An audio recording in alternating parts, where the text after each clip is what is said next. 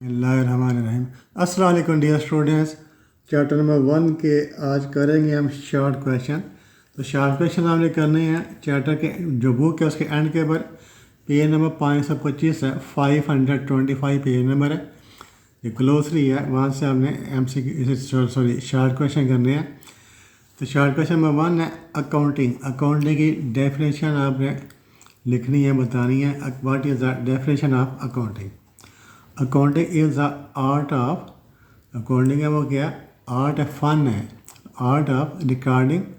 Record करते यानी लिखते हैं, रिकॉर्डिंग लिखना, रिकॉर्डिंग, क्लासीफाइंग, क्लासीफाई करते उसको कहाँ पर लिखना है, एंड समराइजिंग, फिर उसका हमें उसको समराइज करते हैं उसको इन ए सिग्निफिकेंट मैनर, एक ख़ास तरीके से।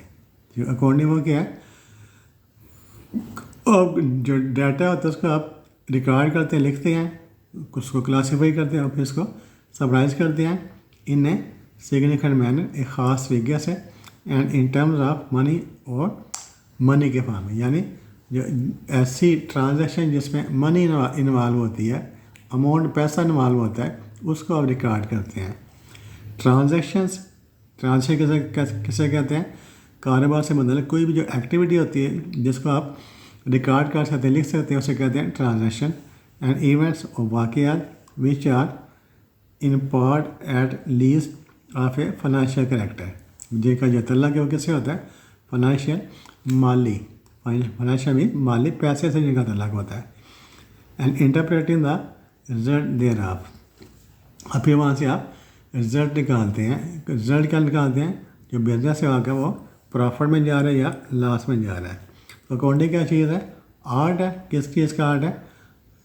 बिजनेस से मतलब कोई भी एक्टिविटी जिसमें पैसा इन्वॉल्व होता है उसको आप रिकॉर्ड करते हैं, क्लासीफाई करते हैं, समराइज करते हैं एक ख़ास तरीके से। उसमें ट्रांजैक्शन जो रिकॉर्डिंग करती है वही जो ट्रांजैक्शन होती है उन्हीं को आप क्या करते हैं? रिकॉर्ड करते हैं, क्लासीफाई करते हैं। उसके बाद बुक कीपिंग। तो book keeping is the art of recording monetary transactions. Monetary जो जिनका तलब पैसे से होता है, ट्रांजैक्शन, कोई भी काम जो एक्टिविटी करते हैं उसे ट्रांजैक्शन कहते हैं। In the books of accounts, accounting की बुक्स होती हैं उसमें आप रिकॉर्ड करते हैं इन ए प्रॉपर मैनर, ख़ास तरीके से। तो कोई भी ट्रांजैक्शन जिसको आप अकाउंटिंग के बुक में रिकॉर्ड करते हैं उसे कहते हैं बुक कीपिंग। तो बिजनेस, बिजनेस क्या चीज़ है? एनी लीगल एक्टिविटी, कोई भी कानूनी सरगर्मी, विच इज़ डन, जो की जाती है, for the purpose of earning profit, profit कमाने के लिए, इज़ नोन एज बिजनेस। तो कोई भी लीगल एक्टिविटी जो प्रॉफिट कमाने के लिए की जाती है उसे हम कहते हैं बिजनेस है। जैसे आप दुकान खोलते हैं, गारमेंट्स के दुकान खोलते हैं तो वो बिजनेस है। उसका मकसद क्या होता है? प्रॉफिट कमाना होता है। कोई फैक्ट्री लगाते हैं, उसका मकसद भी प्रॉफिट कमाना होता है, तो वो बिजनेस है। उसके बाद अकाउंटेंसी, ऊपर अकाउंटिंग था, ये अकाउंटिंग है, ये वाला अकाउंटेंसी है। तो अकाउंटिंग और अकाउंटेंसी में डिफरेंस होता है। अकाउंटेंसी से क्या होता है? Accountancy is the main subject. जो मेन सब्जेक्ट वो क्या है? अकाउंटेंसी है। The word accountancy is for extensive, FAR है, फॉर एक्सटेंसिव, बड़ा वसी है। The word accountancy is for extensive, जो वर्ड है अकाउंटेंसी ये बड़ा बहुत ज़्यादा वसी है। It covers the entire body of theory and practice. तो ये एंटायर का मतलब सारी का सारी, मुकम्मल। इट कवर्स, ये कवर करता है the entire body of theory and practice. तो जो थ्योरी और प्रैक्टिस है वो सारी का सारी चीज़ों को कवर करता है। जी for example bookkeeping, accountancy में क्यों कौन सी चीज़ें आ जाती हैं? बुक कीपिंग आ जाती है, इसके डेफिनेशन ऊपर पढ़ चुके हैं। बुक कीपिंग, उसके बाद अकाउंटिंग, उसके बाद कॉस्टिंग यानी किसी चीज़ की कीमत निकालना, ऑडिटिंग, ऑडिट करना, जब ऑडिट करते हैं, फिर टैक्सेशन etc। अकाउंटेंसी में ये सारी चीज़ें आ जाती हैं। उसमें अकाउंटेंसी में बुक कीपिंग भी आ जाती है, अकाउंटिंग भी आ जाती है, कॉस्टिंग भी आ जाती है, ऑडिटिंग, टैक्सेशन वगैरह, यानी पैसे से मतलब जो भी काम होता है वो सारा का सारा अकाउंटेंसी में आ जाता है। उसके बाद गुड्स और मर्चेंडाइज, गुड्स और मर्चेंट, जो चीज़ें खरीदी जाती हैं बेचने के लिए उन्हें कहते हैं गुड्स और मर्चेंडाइज, जो प्रोडक्ट्स होती हैं वो गुड्स आर मर्चेंडाइज होती हैं। इट रेफर्स टू समथिंग, ये उस चीज़ को तरफ इशारा करता है which has been purchase by A trader, जो ट्रेडर जो परचेज करता है, किस लिए परचेज करता है, फॉर न्यू सेल, उसको दोबारा सेल करने के लिए, और anything which has been manufacture, या कोई जो भी कोई चीज़ बनाई जाती है, मैन्युफैक्चर किसी चीज़ को बनाना, फॉर सेलिंग पर्पज। तो कोई भी चीज़ जो परचेज़ की जाती है या वो मैन्युफैक्चर की जाती है, फैक्ट्री में मैन्युफैक्चर की जाती है, उसका मकसद क्या होता है, उसको आपने रीसेल करना है। तो वो जो चीज़ें होती हैं उन्हें हम कहते हैं गुड्स और मर्चेंडाइजेस। उसके बाद परचेजेस, परचेज में ख़रीदारी, परचेज में ख़रीदारी।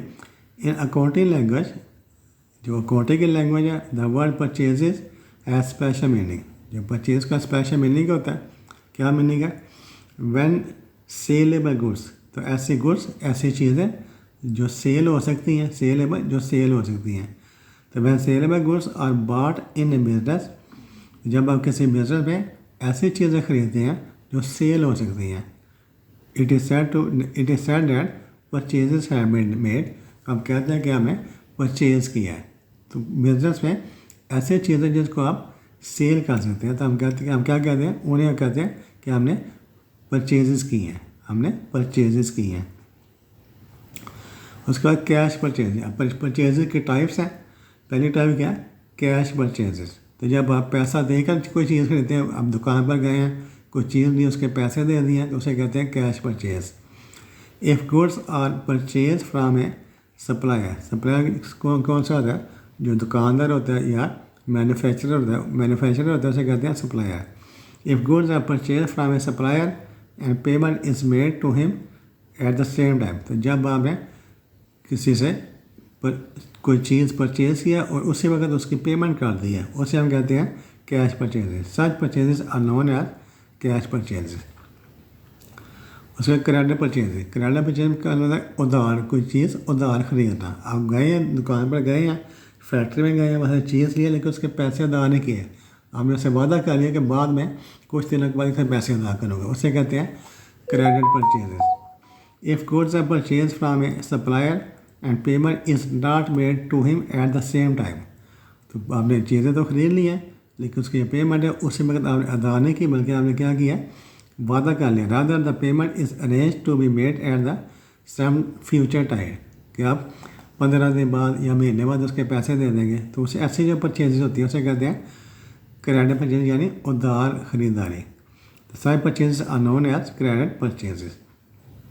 ये तो परचेजेस है। उसके बाद सेल्स आ गई हैं, सेल्स, तो जो चीज़ें बेची जाती हैं वो सेल्स होती हैं। The goods are purchase for selling purpose, जो चीज़ें हैं वो किस लिए परचेज करते हैं, उनको बेचने के लिए। The goods are purchase for selling purposes. तो वैन दीज, ये दीज है, वैन एस नहीं है यार, when these goods are sold, जब ये चीज़ें बेची जाती हैं टू कस्टमर्स, ग्राहकों को, एट ए स्पेसिफिक प्राइस, किसी ख़ास कीमत के बाद, it is said that sales have been made. तो जब आप चीज़ें खरीदते हैं और फिर उसको आप कस्टमर को सेल कर देते हैं, तो आप क्या कहते हैं, सेल्स हैव बीन मेड, ये सेल्स की गई हैं। जब आप अशिया खरीदते हैं फिर उसको कस्टमर को आप सेल कर देते हैं, तो हम कहते हैं it is said that sales have been made, ये सेल की गई है। अब सेल के टाइप्स हैं। Cash sale, if goods are sold to customer at a specific price, तो जब आप कोई चीज़ किसी कस्टमर को किसी ख़ास कीमत के ऊपर सेल करते हैं, price of goods is received from them at the time of sale of good, और उसी वक्त आप कस्टमर से उसकी प्राइस वसूल कर लेते हैं। जब आपने कोई चीज़ बेची है उसी वक्त उसकी प्राइस आपने वसूल कर ली है। Such sales are known as cash sale, तब कहते हैं ये वाली कैश सेल है, यानी जब आपने चीज़ बेची है उसी वक्त कस्टमर से उसकी कीमत वसूल कर ली है, तो ऐसी सेल का हम कहते हैं these are cash sales. Credit sales उधार पर चीज़ें हैं, तो जब आप कोई चीज़ बेचते हैं लेकिन उसी वक्त उसकी कीमत वसूल नहीं करते, बल्कि जो ग्राहक को ऐसा आपसे कहता है कि 15 दिन बाद या महीने बाद उसकी पेमेंट करूँगा, उसे हम कहते हैं credit purchases. If goods are sold to a customer if goods are sold to a customer and he does not pay the price of goods at the same time, तो जब किसी कस्टमर को cell करते हैं और उसी वक्त उसकी कीमत अदा नहीं करता, but agrees to make payment on some future date, बल्कि वो क्या कहता है कि बाद में इसके मैं पैसे दे दूंगा, the sales are called credit sales. तो ऐसी सेल्स को हम कहते हैं दीज आर क्रेडिट सेल्स। फिर नेक्स्ट है रिटर्न्स आउटवर्ड्स। रिटर्न आउटवर्ड्स या परचेज रिटर्न्स, दोनों एक ही चीज़ है, उसके दो मुख्तलिफ नाम हैं। रिटर्न्स आउटवर्ड्स ये आपको एमसीक्यू में पूछा जा सकता है। जो रिटर्न आउटवर्ड्स है उसका दूसरा नाम क्या है?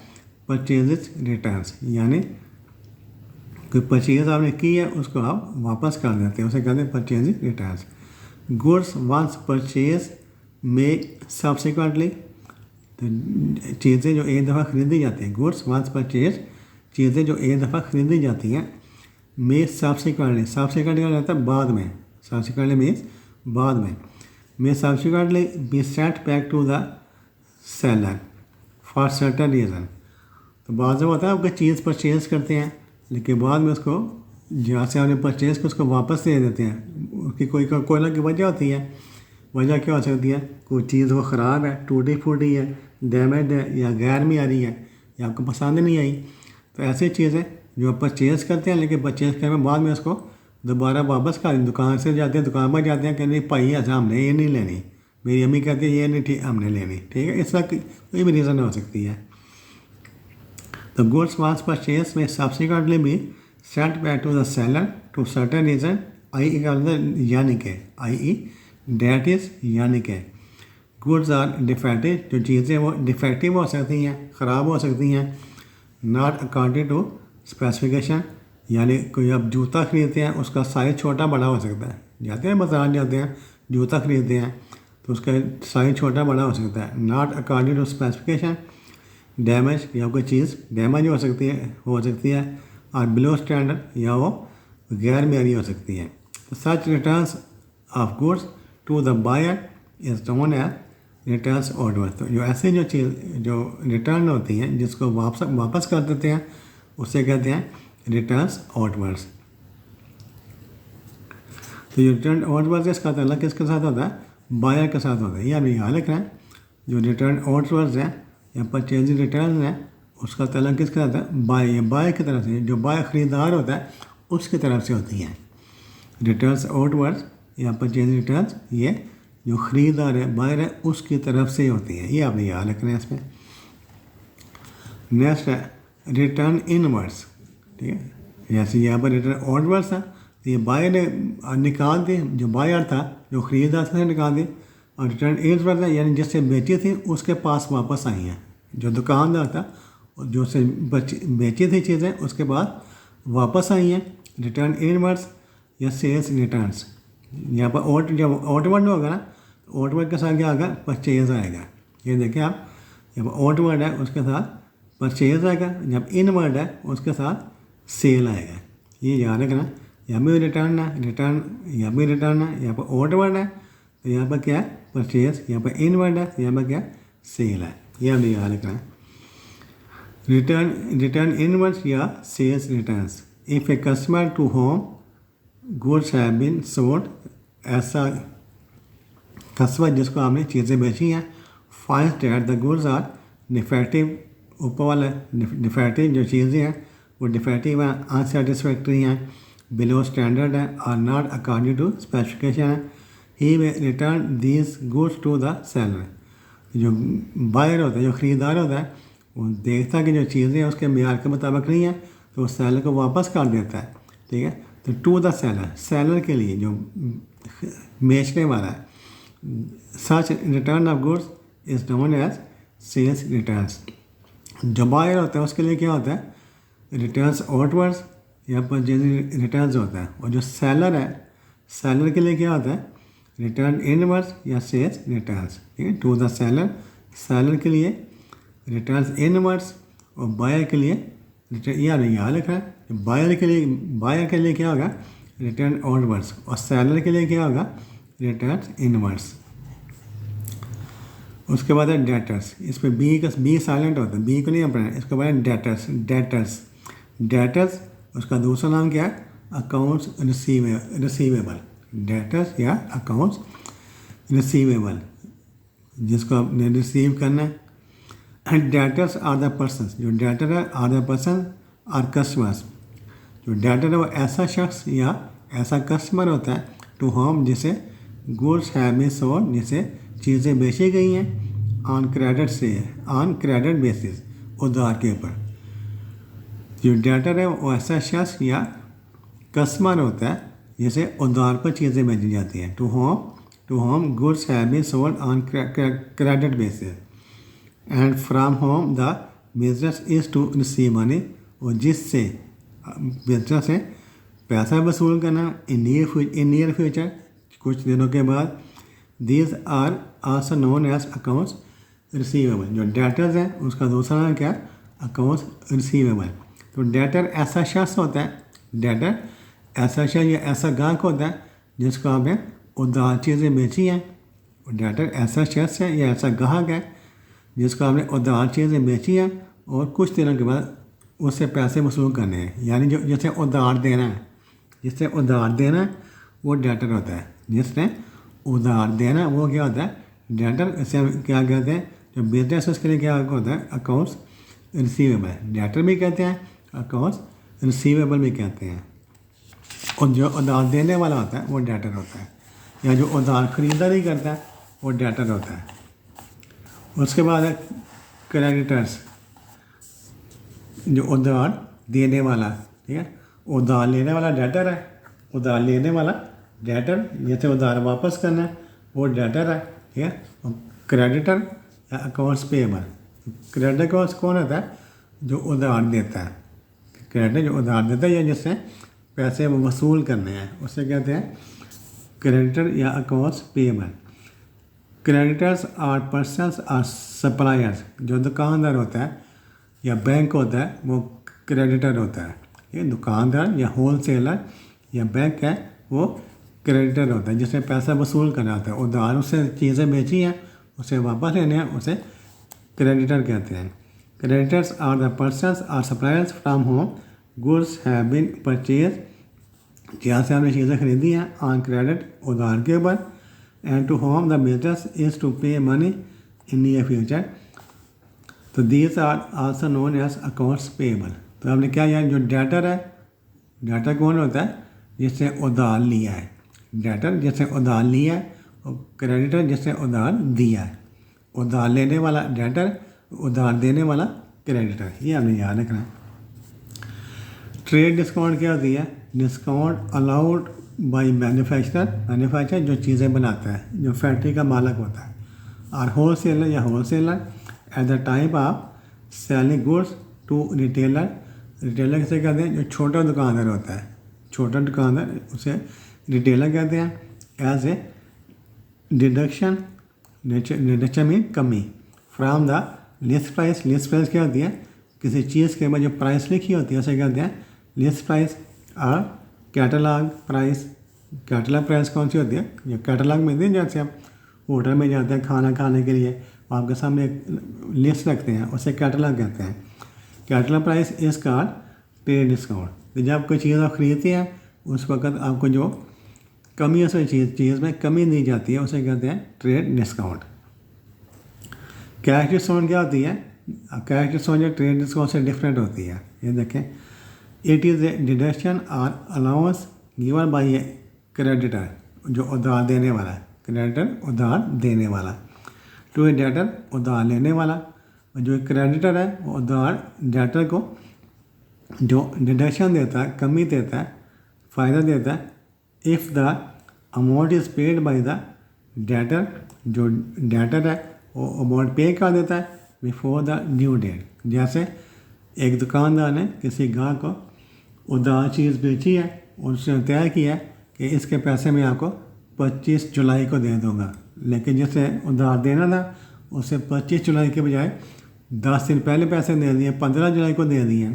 तो 15 जुलाई के जब पहले पेमेंट कर देते हैं तो उस पर भी जो डिस्काउंट मिलती है, फिर जो दुकानदार है खुश होकर उसको डिस्काउंट दे देता है। उस डिस्काउंट को हम कहते हैं कैश डिस्काउंट। तो कैश डिस्काउंट कब होती है? जब किसी ने आपसे उधार लिया, उधार लेके उससे वादा किया था मैं फ़लाँ डेट को इसके पैसे दे दूँगा, लेकिन वो डेट आने से पहले उसके पैसे दे देता है। जब डेट आने से पहले उसके पैसे दे देता है तो फिर जो दुकानदार होता है उसको डिस्काउंट देता है, उस डिस्काउंट का हम कहते हैं कैश डिस्काउंट। अलाउंस क्या होता है? या कमीशन। समटाइम्स द कस्टमर्स या बायर्स, कस्टमर का बायर भी कहते हैं, find that goods purchase have minor defects. तो बाद दफ़ा जब बायर है उन्हें पता चलता है जो उन्होंने चीज़ें खरीदी हैं उनमें क्या माइनर में छोटे डिफेक्ट्स, नक्स छोटे छोटे उसमें नक्स हैं, उसमें ख़राबी हैं, कुछ छोटी सी ख़राबी है। In that case the seller may agree to reduce the price of damage or defective goods to induce the buyer to keep the goods.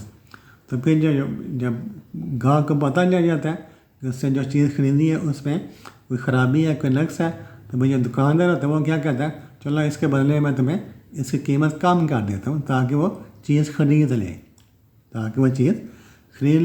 तो such reduction in price is known as purchases allowance to the buyer and sale allowance to the seller. तो buyer के लिए क्या होती है? Purchases allowance, और seller के लिए क्या होती है? Sale allowance. तो जब कोई गाहक किसी दुकानदार से कोई चीज़ खरीदता है, उस पर जो गाहक देखता है कि इसमें कोई ख़राबी है, कोई नक्स है, तो फिर जो दुकानदार होता है उसकी क्या ख्वाहिश होती है कि ये चीज़ बिक जाए, तो उसको बेचने को क्या करते हैं, जो दुकानदार क्या करता है उसमें थोड़ी सी उसमें डिस्काउंट दे देता है। तो ऐसी जो डिस्काउंट होती है उसे कहते हैं अलाउंस। तो खरीदार के लिए डिस्काउंट को हम क्या कहते हैं? परचेज डिस्काउंट, और सेलर के लिए क्या कहते हैं? Sale allowance. नेक्स्ट है एसेट्स, असासाजात। एसेट क्या होते हैं? असासाजात। Assets are the things having certain value purchase by a business and receivable by a business on a particular day। तो ऐसी चीज़ें होती हैं, एसेट ऐसी चीज़ें हैं हैविंग सर्टेन वैल्यू जिनकी कोई ख़ास वैल्यू होती है, पोजेस बाई ए बिजनेस जो बिजनेस की मलकियत होती हैं।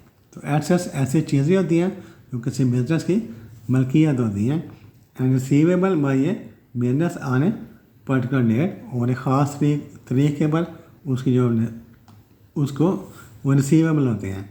फॉर एग्ज़ाम्पल, मिसाल के तौर पर कैश, जो कैश है वो क्या है? एसेट है। किसी बिजनेस में जो कैश होता है वो क्या होता है? एसेट होता है। फर्नीचर है, तो किसी बिजनेस में जो फर्नीचर होता है वो भी एसेट होता है। कारोबार की बिल्डिंग, जो दुकान है, बिल्डिंग में दुकान होती है या फैक्ट्री हो सकती है, वो भी बिजनेस का एसेट है। लैंड, ज़मीन, machinery, stock of goods, debtors, accounts receivable, bank balance, ये सारे के सारे एसेट होते हैं। उसके बाद लायबिलिटी कहते हैं जिम्मेदारी को। जिम्मेदारी को। तो liabilities are the debts are obligations of a business. तो जो पैसा, लायबिलिटीज आर द डेट्स क्या होते हैं? जो पैसा वापस करना है, और ऑब्लिगेशन तो जो पैसा वापस करना है, ठीक है, जो पैसा वापस करना है। जो डेट्स होते हैं, जो कर्जे होते हैं, डेट्स मीन्स कर्जे। लायबिलिटी और debts are obligations of a business. जो कर्जे होते हैं, जैसे कोई बिजनेस है वो बैंक से कर्जा लेता है, ठीक है, तो वो क्या होता है? उसकी लायबिलिटी होती है। बैंक ने उसको वापस जो बिजनेस है उससे उसको बैंक को वापस पे करना होता है। या इसकी दूसरी डेफिनेशन क्या है? Liabilities mean the total amount which a business is legally bound to pay to the outsiders। तो ऐसी अमाउंट जो किसी बिजनेस से दूसरों को अदा करनी है, ऐसी अमाउंट, जैसे कारोबारी बंदा किसी दूसरे से कोई चीज़ खरीदी है, उसके पैसे नहीं दिए तो उसकी लायबिलिटी है, ठीक है।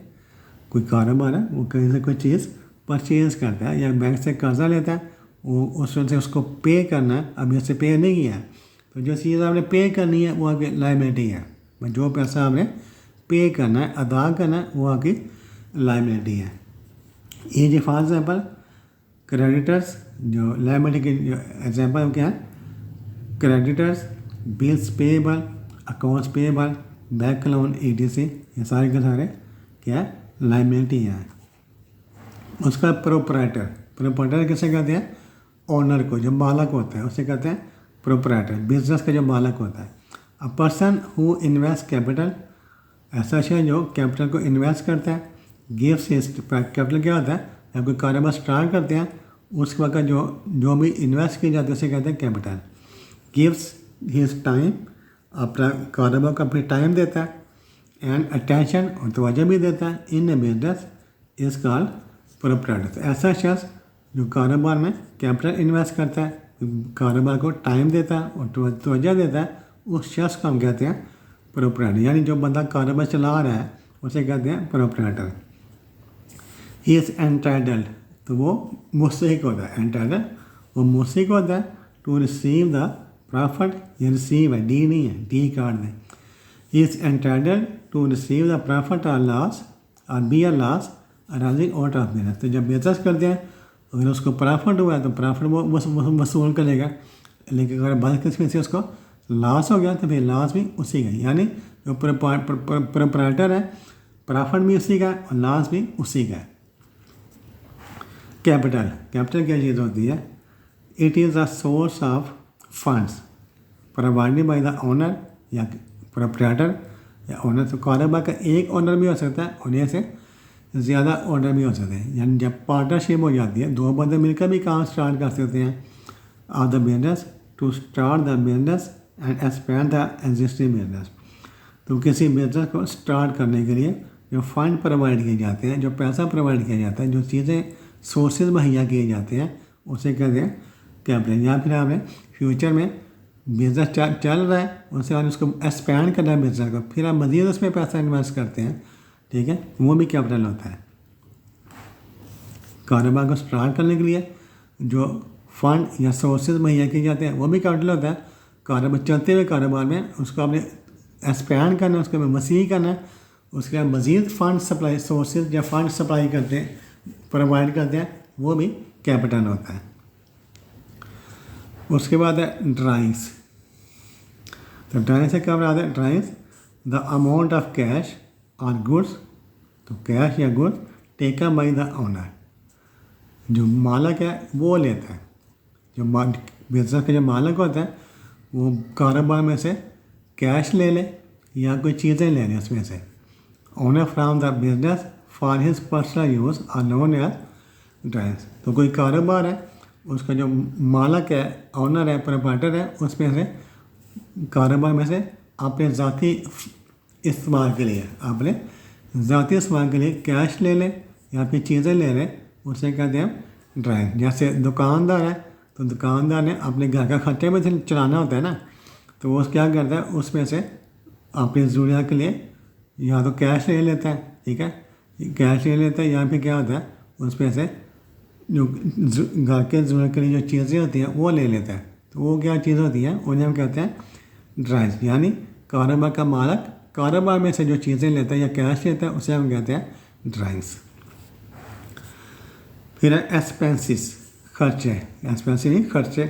Expenses are the cost of the goods. तो जो चीज़ों की जब चीज़ें खरीदते हैं, गुड्स परचेज करते हैं, उनकी जो कॉस्ट होती है तो कॉस्ट देनी पड़ती है ना, वो खर्चे होते हैं ना। Expenses are the cost of goods and services used up in the process of obtaining revenue. Revenue यानी जब पैसा वसूल करते हैं उसे रेवेन्यू कहते हैं। तो पैसा वसूल करने यानी कारोबार का मतलब कमाई करना होता है, रेवेन्यू जनरेट करना होता है। तो पैसा वसूल करेंगे आप क्या करते हैं, कोई चीज़ें खरीदते हैं ताकि उन्हें बेचा जाए, ठीक है। चीज़ें किस लिए खरीदते हैं? बेचने के लिए खरीदते हैं। या सर्विसेज होती हैं use up in the process of obtaining revenue. For example salary, जो बिजनेस होता है उसमें आपने मुलाजमी रखे हुए हैं तो क्या आपने सैलरी देनी है, वो एक्सपेंस होता है। बिजनेस की आपने इंश्योरेंस कराई होती है, वो भी एक्सपेंस होता है। या बिल्डिंग किराए की है, आपने किराया अदा करना है, वो भी एक्सपेंस होती है। ये सारे के सारे एक्सपेंस, यानी बिजनेस को चलाने के लिए जो खर्चे करने पड़ते हैं उन्हें कहते हैं एक्सपेंसेस। रेवेन्यू क्या होता है? जब आप कोई चीज़ बेचते हैं, बेच कर आपको जो पैसा मिलता है वो होता है revenue. It is the price of goods sold और services provided by a business to its customer for example sales rent received ETC। तो जब आप कोई चीज़ बेचते हैं, बेचने से आपके पास जो पैसा होता है, जो सेल्स है, सेल्स से जो पैसा आता है उसे कहते हैं रेवेन्यू। या फिर किसी ने बिल्डिंग किसी को किराए पर दी हुई है, किसी शख्स ने अपनी बिल्डिंग किसी को किराए पर दी हुई है, तो वो जो किराया वसूल करता है वो उसका रेवेन्यू आता है। ठीक है। नेक्स्ट है उसके बाद स्टॉक। तो जो चीज़ें पड़ी होती हैं कारोबार में, जो चीज़ें पड़ी होती हैं अभी सेल नहीं हुई, बस जो गोदाम में जो चीज़ें पड़ी होती हैं या दुकान में चीज़ें पड़ी हैं अभी वो सेल नहीं हुई, उसे कहते हैं स्टॉक। स्टॉक का दूसरा नाम क्या होता है? इन्वेंट्री। स्टॉक या इन्वेंट्री। तो अनसोल्ड गुड्स, जो चीज़ें अभी पड़ी हैं अभी सेल नहीं हुई, unsold goods in the business ready for sale, उनको आपने सेल करना है लेकिन अभी सेल नहीं हुई, नोन एज स्टॉक और इन्वेंट्री। तो कारोबार में ऐसी चीज़ें जिनको आपने सेल तो करना है लेकिन अभी सेल नहीं हुई, अभी आपके पास पड़ी हुई हैं, उन्हें हम कहते हैं स्टॉक या इन्वेंट्री। उसके बाद है accounting principle. Accounting principles. Accounting principles may be defined as those rules of action और conduct which are adopted by the accountants universally while recording accounting transaction। तो ऐसे अकाउंटिंग प्रिंसिपल, ऐसे प्रिंसिपल या rule हैं, ऐसे रूल्स हैं जिनको accountant इस्तेमाल करते हैं यूनिवर्सली, पूरी दुनिया में। यानी पूरी दुनिया में किसी जो बिजनेस की ट्रांजैक्शन है उसको रिकॉर्ड करने के लिए जो रूल इस्तेमाल करते हैं पूरी दुनिया में, उन्हें कहते हैं अकाउंटिंग प्रिंसिपल। सारी दुनिया में अकाउंटिंग एक ही है, कहीं में भी चले जाए, पाकिस्तान में, अमेरिका में, बरतानिया में, तो कारोबार में जो ट्रांजैक्शन होती है, कोई आपने ख़रीदारी की है, बेचा है, ठीक है, उसका रिकॉर्ड करने का एक ही रूल है, उसे कहते हैं अकाउंटिंग प्रिंसिपल। कमीशन, जब वो कोई चीज़ बेचते हैं उस पर कमीशन लेते हैं, ठीक है। जैसे प्रॉपर्टी डीलर होता है, वो मकान सेल करवाता है, उसके बाद वो कमीशन पे जो पैसे लेते हैं उसे कहते हैं commission. It is a form of remuneration, मुआवजा for services rented by one person to other. जब एक पर्सन दूसरे पर्सन को कोई सर्विस प्रोवाइड करता है उसे कहते हैं कमीशन। जैसे इसके एग्जाम्पल क्या है, जो प्रॉपर्टी डीलर होता है वो एक शख्स को सर्विस प्रोवाइड करता है, उसका मकान सेल कराता है उसको या परचेज करके देता है, उसके बाद पैसे लेता है, वो उसकी कमीशन होती है। Accounting concepts. The term concepts includes, जो टर्म कंसेप्ट है उसमें क्या कौन कौन सी चीज़ें शामिल हैं? दोस्त बेसिक अजम्पशंस, वो मफरूज़े और कंडीशन या वो शराइत on which the science of accounting is based, जिसके ऊपर अकाउंटिंग की बुनियाद है। अकाउंटिंग कंसेप्ट से क्या नाम है? वो वाले मफरूज़े या वो वाली शराइत जिनके ऊपर अकाउंटिंग की बुनियाद है। फिर सेपरेट एंटिटी कंसेप्ट। सेपरेट अलग एंटिटी, कोई भी चीज़ होती है उसे एंटिटी कहते हैं। जैसे ये बुक है, ये एंटिटी है, ये पैसा, ये एंटिटी है, जो कारोबार है वो एंटिटी होता है। ठीक है। तो सेपरेट एंटिटी कंसेप्ट ये क्या है? According to this concept business is treated as a separate entity from its owner. तो इस कंसेप्ट में जो बिजनेस होता है वो एक अलग एंटिटी है और जो उसका जो मालिक होता है वो एक अलग एंटिटी होता है। ठीक है। हम जैसे कोई दुकान है, जो दुकान है वो एक अलग एंटिटी है और जो उसका जो मालिक है वो एक अलग एंटिटी है, उसे हम कहते हैं सेपरेट एंटिटी कंसेप्ट। बिजनेस अलग चीज़ होता है, उसका मालिक अलग चीज़ होती है, इसे हम कहते हैं सेपरेट एंटिटी कंसेप्ट। नेक्स्ट है going concern concept. Going concern concept. Going का जो जारी रहने वाली चीज़ होती है, गोइंग जारी रहने वाली चीज़। तो जब कोई कारोबार स्टार्ट करता है तो उसकी ख्वाहिश क्या होती है कि कारोबार हमेशा चलता रहेगा। ठीक है। 10 साल के, 15-20 साल के लिए। ये तो नहीं होता कि 6 महीने से बंद कर देना है। ख्वाहिश ये होती है कारोबार चलता रहेगा, इसे हम कहते हैं going concern concept. According to this concept it is assumed that the business will continue to operate for an indefinite time period. ठीक है। इतना काफ़ी है कि वो कारोबार है वो इनडेफिनेट, गैर मुय्यना, यानी जिसकी मुद्दा का तयन नहीं किया हुआ, चलता रहेगा, उसे हम कहते हैं going concern concept. There is no intention to liquidate the business in the foreseeable future. बस इतना काफ़ी है यहाँ तक। फिर money measurement concept. Money measurement concept ये क्या है? According to this concept accounting records only those transactions or events which can be measured in terms of money। तो मनी मेजरमेंट कंसेप्ट क्या है? क्या आप सिर्फ उन ट्रांजैक्शन को रिकॉर्ड करते हैं, आप सिर्फ उन ट्रांजैक्शन को रिकॉर्ड करते हैं जिनका ताल्लुक किसके साथ होता है? पैसे के साथ होता है। मनी मेजरमेंट कंसेप्ट में आप सिर्फ उन ट्रांजैक्शन को या उन इवेंट्स को रिकॉर्ड करते हैं जिनका ताल्लुक पैसे से होता है, मनी से होता है। फिर ड्यूअल एस्पेक्ट कंसेप्ट। ड्यूअल का मतलब है दोहरा, जिस पर दो चीज़ें पाई जाएँ।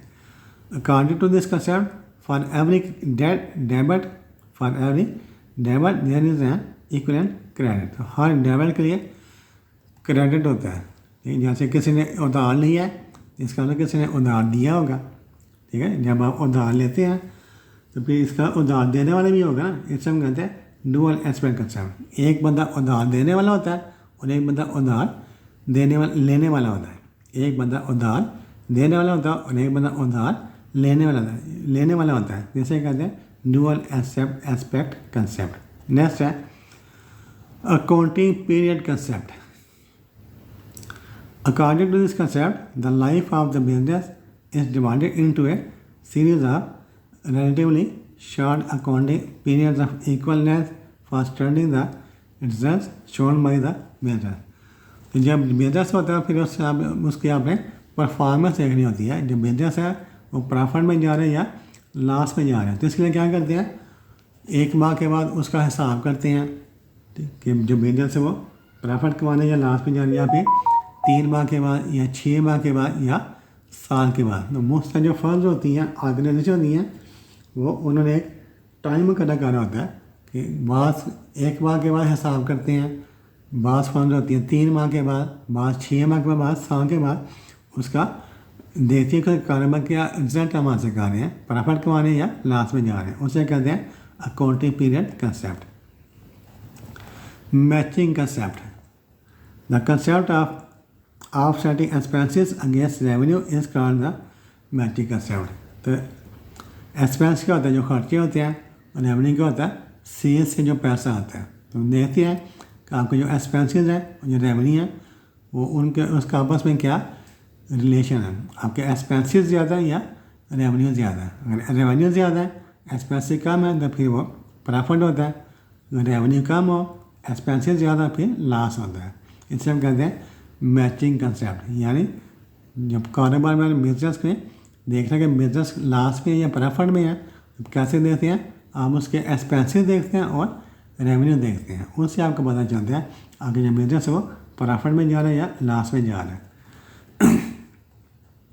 उसके बाद realisation concept. According to this concept revenue should be recognised at the time when goods are sold और service are rendered.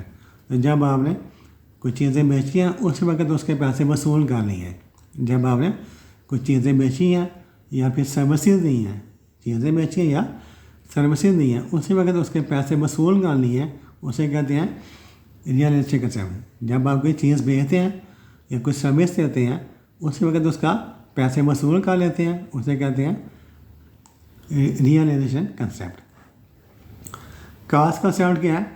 According to this concept an asset is orderly entered in the accounting record at the price paid to acquire it. तो जिस चीज़ जितनी price के ऊपर आपने कोई asset खरीदा है, उसी प्राइस की वही उसकी जो कास्ट है उसको आप रिकॉर्ड में एंटर करते हैं। जिस प्राइस के ऊपर आपने कोई बिल्डिंग खरीदी है, कोई मशीनरी खरीदी है, उसी कास्ट को आप अपनी अकाउंटिंग बुक में रिकॉर्ड कर लेते हैं, उसे कहते हैं cost concept।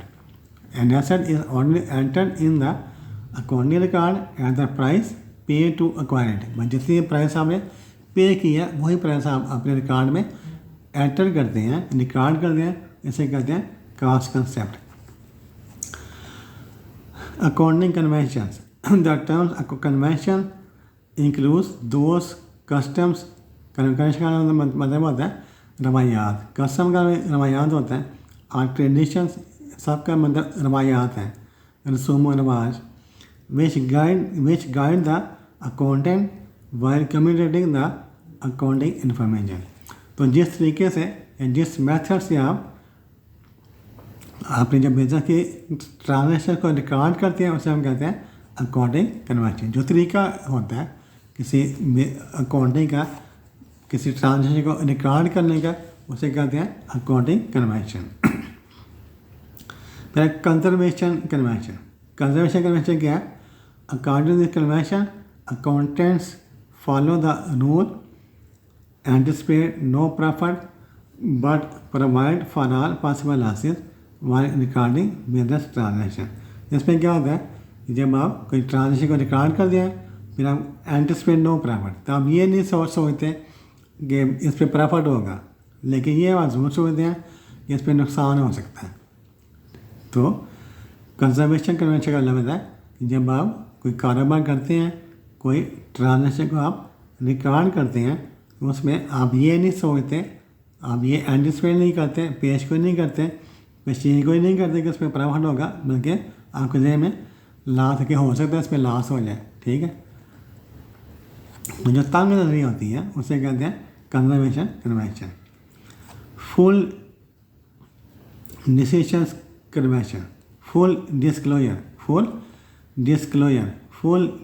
कन्वेंशन। जैसे डिस्क्लोजर का होता है हर चीज़ को ज़ाहिर कर देना, डिस्क्लोजर हर चीज़, फुल डिस्क्लोजर हर चीज़ को ज़ाहिर कर देना। यानी कंपनी है, उसने किसी कोई फर्म है, ऑर्गेनाइजेशन है, उसने कारोबार किया, तो कारोबार के 1 साल के बाद या 6 माह के बाद वो अपनी सारा जो बिजनेस की जो कारकर्दगी है, परफॉर्मेंस है, वो अपने जो कस्टमर हैं उनके सामने रख देते हैं कि हमने 1 साल में इतना प्रॉफिट कमाया या इतना लॉस कमाया।